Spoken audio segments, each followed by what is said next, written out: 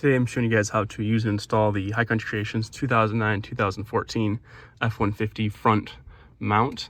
This is the non-MagSafe version, so I actually make a MagSafe version of this as well. And I also make one that goes into the slot here, but this is for anyone that doesn't use MagSafe and that just wants just a conventional phone holder. So pretty easy to use. All you do is you drop your phone in, push those two little bars in, and it locks your phone in pretty good. And then when you're ready to leave, you just push the button there on the back, which releases these two wings, and you pull your phone out. The installation of this is identical to my MagSafe one, so I'm gonna go ahead and jump over to the MagSafe installation, which I already did. The only difference being, instead of having MagSafe, you'll have this on front. The only other difference from this one to the MagSafe one, obviously, is that there's a plastic nut here, and that's what has to get tightened to get this to stay where it is. When I ship it to you guys, it should be pretty tight, but if you do see some loosening, you'll just go ahead and turn this to the right, this way, and that'll tighten up your nut.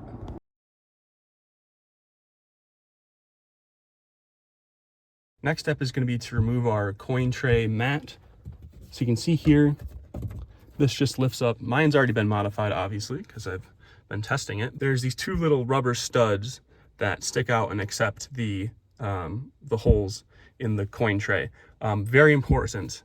There is a front and a back. So when you take this out, go ahead and use either a sticky note or some sort, maybe painter's tape. Go ahead and write front here somehow. That was so you know which direction this is, because you don't want to make the same mistake I made, which is think that this is symmetrical and cut in the wrong place. So this is the front, this is the rear, and this is where we're going to eventually cut. All right, now that we're here, I'm actually going to jump in the passenger seat because it's a little bit easier to install from the passenger seat. All right, now we're ready to start installing it into our dash. First thing I'm going to do is I'm going to remove these two screws here. Go ahead and separate this piece from this piece. All right, now that we've got our two screws removed, we've got that rear piece taken off. We're going to take this pointy part of the claw here, and we are going to wedge it right here into this little gap in the dash. So you'll see me do that now.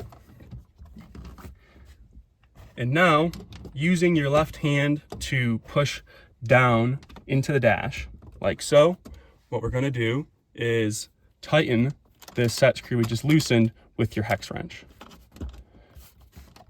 And we're going to tighten it until it's flush with the back side of the claw anchor. I'll show you what that looks like in 1 second. Make sure you're pushing down with your left hand here so it doesn't want to rise up and off of the dash when you're installing it. Also, you can see the positioning here. I have that claw just to the left of where your black kind of radio assembly starts. So that's where it's going to fit best. All right, guys, we have tightened that down enough. We're actually going to tighten it so it further in than flush. So I'm going to go ahead and give you guys a good view here.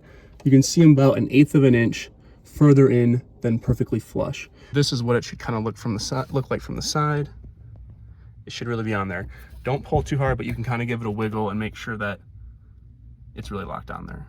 And then guys, one thing I forgot to mention is you'll have to remove the screw that's already in here. You can just do that with a ratchet and socket, which we'll be using here in a second, but make sure you take that screw out. All right, the next step is going to be take these two screws that we just recently removed, and we're going to put them back into the countersunk holes here. And now what we're gonna do is line up those two screws with the two holes in the claw anchor, and we're just going to kind of set them in there like that. Then what we'll do is we'll take our front fastener here. We'll need a small ratchet and a socket to put onto this. You can also use a flathead screw, but it's kind of difficult because the windshield gets in the way. This screw will go in that frontmost hole that you pulled out that initial fastener underneath your coin tray. So what we're going to do is we're going to kind of search for that hole a little bit. You're going to start threading it by hand and see if you can't get it to seat in that hole. All right, and as you're doing that, you're gonna start to hand tighten these as well. And you're just gonna kind of tighten everything together. Taking your hex wrench here and tightening these a few rotations.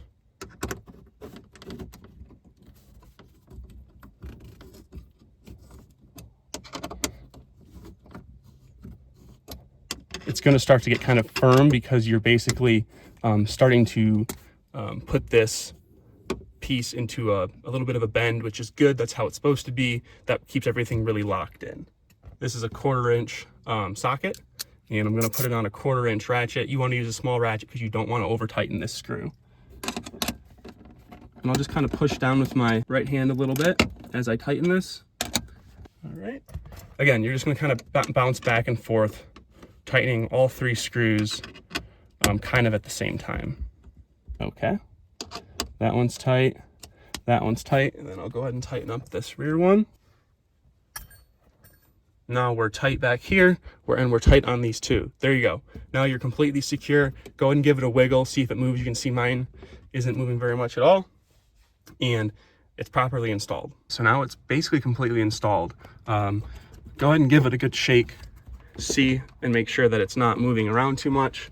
It should be locked in there pretty good. All right, we're gonna go ahead and modify our mat here. It cuts super easy with just regular scissors. Remember to keep the front and the rear straight. Don't mess up like me and have to do 2 cuts. So what you're gonna do, I'll actually include a template here.